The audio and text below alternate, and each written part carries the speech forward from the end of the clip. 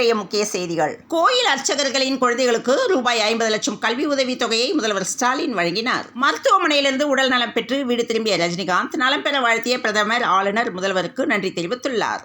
கையகப்படுத்திய நிலங்களை குடியிருப்போருக்கே வழங்க 18,000 ஏக்கர் வீட்டு வசதி வாரிய நிலம் விடுவிக்கப்பட்டுள்ளதாக அமைச்சர் தகவல் அளித்துள்ளார்.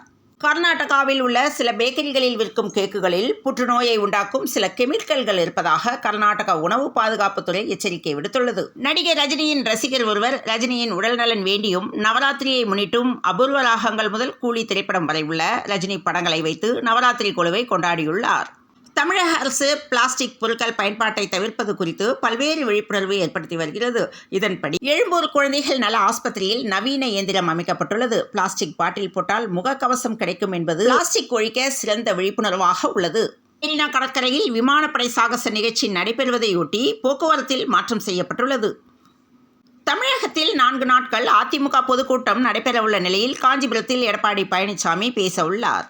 விமானப்படை சாகச நிகழ்வு காரணமாக அண்ணா சதுக்கத்திற்கு நாளை கூடுதல் பேருந்துகள் இயக்கப்பட உள்ளதாக தகவல் வந்துள்ளது.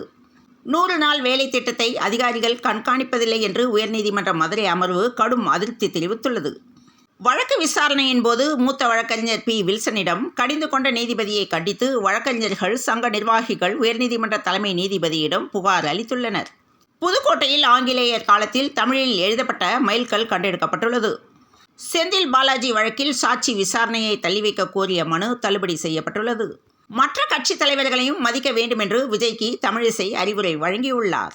பள்ளி கல்வித்துறையின் கீழ் செயல்படும் துறை சார்ந்த 5 துணை இயக்குநர்கள் மற்றும் 10 மாவட்ட முதன்மை கல்வி அலுவலர்கள் என மொத்தம் 15 பேரை இடமாற்றம் செய்யப்பட்டுள்ளதாக தகவல் வந்துள்ளது. திருச்சியில் ரூபாய் 315 கோடியில் டைட்டல் பூங்காவுக்கு டெண்டர் கோரியுள்ள நிலையில் 18 மாதத்தில் கட்டி முடிக்க திட்டமிட்டப்பட்டுள்ளதாகவும் 5,000 பேருக்கு வேலை வாய்ப்பு எனவும் தகவல் வந்துள்ளது. ஆயுத பூஜை தொடர் விடுமுறையை முன்னிட்டு வரும் 9, 10 தேதிகளில் 1175 சிறப்பு பேருந்துகள் இயக்கவுள்ளதாக போக்குவரத்து துறை தகவல் அளித்துள்ளது.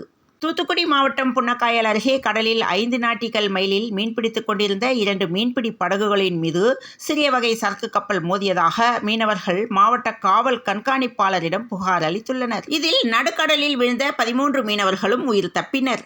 அஜித் ரசிகர் ஒருவர் அமெரிக்க முன்னாள் அதிபர் டொனால்டு டிரம்பிடம் விடாமுயற்சி அப்டேட் கேட்ட சம்பவம் இணையத்தில் கவனம் பெற்றுள்ளது.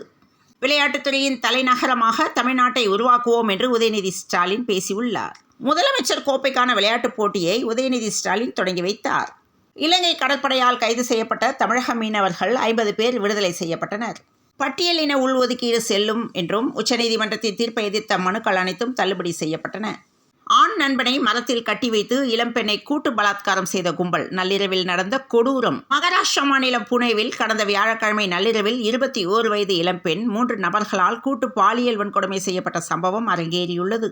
தூத்துக்குடி மாவட்டம் குலசேகரன்பட்டினம் ஞானமூர்த்தீஸ்வரர் உடனுரை முத்தாரம்மன் கோவிலில் ஆண்டுதோறும் தசரா திருவிழா நடைபெறும். மைசூருக்கு அடுத்தபடியாக இங்குதான் தசரா திருவிழா வெகு சிறப்பாக நடைபெறுகின்றது. இந்த நிலையில் விஸ்வகர்மேஸ்வரர் திருக்கோலத்தில் முத்தாரம்மன் வீதி உலா நடைபெற்றது.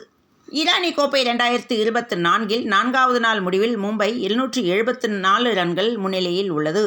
இந்திய கிரிக்கெட் அணியின் முன்னணி வேகப்பந்து வீச்சாளராக திகழ்பவர் முகமது ஷமி. இவர் தனது மனைவியான ஹசின் ஜஹானை பிரிந்து வாழ்கிறார். இவர்களுக்கு ஆயிரா என்ற ஒரு பெண் குழந்தை உள்ளது. இந்த நிலையில் மகளின் பாஸ்போர்ட்டில் கையெழுத்திட மறுத்த முகமது ஷமியை முன்னாள் மனைவி பஹீர் குற்றம் சாட்டியுள்ளார். ஒருநாள் கிரிக்கெட்டில் அயர்லாந்தை வீழ்த்தி தென்னாப்பிரிக்கா தொடரை கைப்பற்றியது.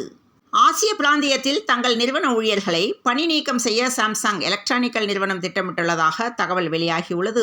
இதனால் 10 இல் 1 ஊழியர் வேலை இழக்கக்கூடிய சூழல் உருவாகும் என்ற தகவலும் வெளியாகியுள்ளது. சென்னையில் இன்று 22 கேரட் ஆபரண தங்கத்தின் விலை ஒரு சவரன் 56,960 ரூபாய்க்கும் 1 கிராம் 7,120 ரூபாய்க்கும் விற்பனையாக உள்ளது. மத்திய மேற்கு மற்றும் அதையொட்டிய தெற்கு வங்கக்கடல் பகுதிகளின் மேல் நிலவும் வளிமண்டல கீழடுக்கு சுழற்சி காரணமாக தமிழகத்தில் இன்று பெரும்பாலான இடங்களிலும் வரும் 6, 7ஆம் தேதிகளில் சில இடங்களிலும் வரும் 8ஆம் தேதி பெரும்பாலான இடங்களிலும் இடி மின்னலுடன் கூடிய லேசானது முதல் மிதமான மழைக்கு வாய்ப்புள்ளதாக சென்னை வானிலை ஆய்வு மையம் தகவல் தெரிவித்துள்ளது.